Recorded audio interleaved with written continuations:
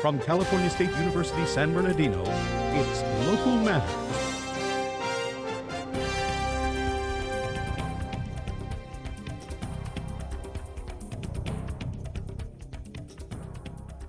Drone racing and boxing. Hello, I'm Vanessa Gonzalez and welcome to Local Matters, featuring stories from across the Inland Empire. And I'm Jalen Blythe.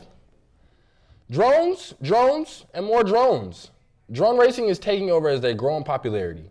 Going to the extremes of video capturing and freestyling has never been easier. Reporter Cindy Echeverria looks to the sky to learn more on the drone racing sport. To some, they may seem like toys, but for these racers, there's a whole new meaning behind the need for speed. Well, first of all, it feels like you're in a pod fighter from Star Wars, going like 100 miles an hour, and then you're just zooming by all these objects, and it's just amazing. It's like you're flying, but you're not really flying. So any kids like growing up, like I wanted to be an Apache pilot when I grew up, and I always wanted to fly. But you know, it's hard to do that. You know, it's so much money. But with this, it's like within reach. It's kind of weird. It's like you're flying, but you're not flying. FPV is first-person view, and basically it's the way you fly the drones. It's you have to actually have a goggle set, just like this one. It transmits. Your drone will transmit video to your goggles, and then you tune into them with your goggles like a TV channel.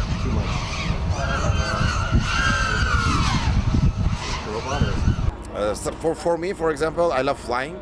I come from RC helicopters, 3D RC helicopters, and this is flying and racing at the same time, so it can't get any better. Especially when it comes to kids, it's great to get them off that computer and the PlayStation and have them do this like real life racing, meet people, meet the community, make friends. So that's the best part of it.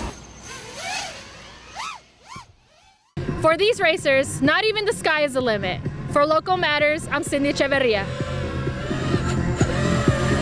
The journey of a boxer involves more than gloves and punching bags. It takes hard work and dedication to strict workouts when training for the big titles.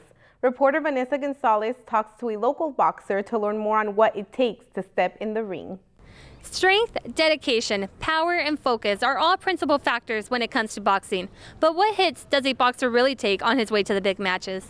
I started about when I was 10 years old, and I started in Chino Boxing Club.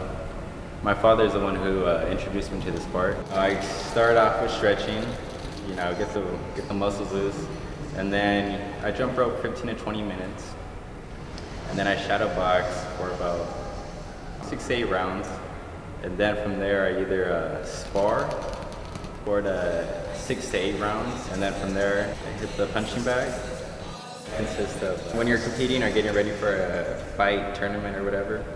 You, for me at least, it's water. That's what I always drink water. I stay hydrated at all times. I believe boxing incorporates discipline, hard work, and I mean, honestly, I feel like people really fall in love with the sport. I mean, I did. And as brutal as it is, it's gave me confidence. It gave me a passion. It gave me a right direction, you know. And I see that with a lot of people at the gym. They change your lifestyle, and you know, that's what boxing does. It really does change your lifestyle as far as food, your diet, people who you hang around with. And, you know, it actually sets goals for you. Now that we've learned about the good and the great about boxing, it's my turn to punch. For Local Matters, I'm Vanessa Gonzalez. To keep updated on what Local Matters is doing, follow our social media. To watch some of our other stories, head on over to our YouTube channel at Local Matters CSUSB. I'm Jalen Blythe. And I'm Vanessa Gonzalez.